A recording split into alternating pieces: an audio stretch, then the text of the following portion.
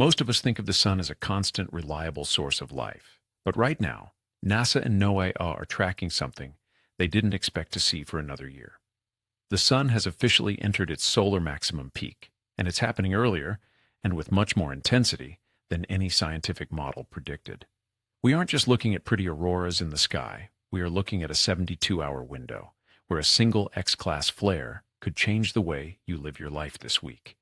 Imagine waking up tomorrow and your GPS doesn't work. No Google Maps, no Uber, no food delivery. Within hours, the power grid in your city begins to fluctuate.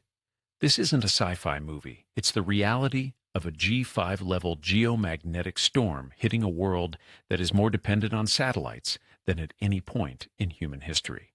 NASA's latest data confirms that sunspot activity is nearly double the initial forecasts. The sun is waking up in a way we haven't seen in decades. Events like this move fast.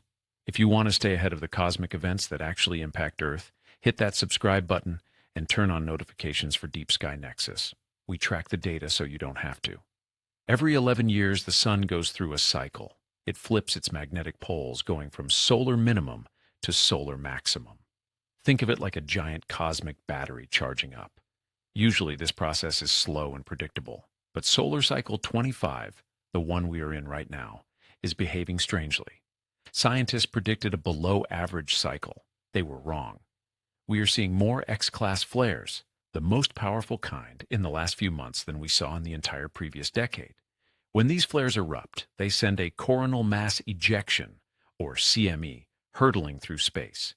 If Earth is in the crosshairs, that billion-ton cloud of plasma hits our magnetic field like a sledgehammer.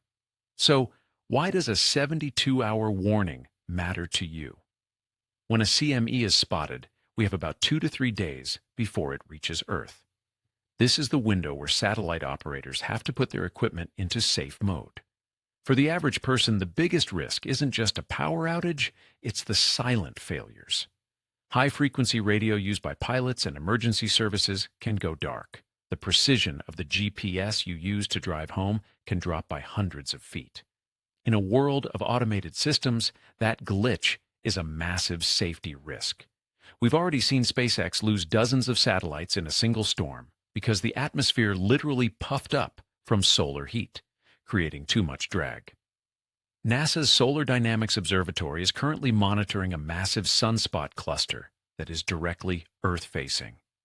This cluster is structurally complex, meaning it's highly unstable. It's like a coiled spring waiting to snap. If it snaps today, the clock starts. The 72-hour window is all the time we have to prepare for the surge of energy that will hit our global power transformers. But here is the most unsettling part.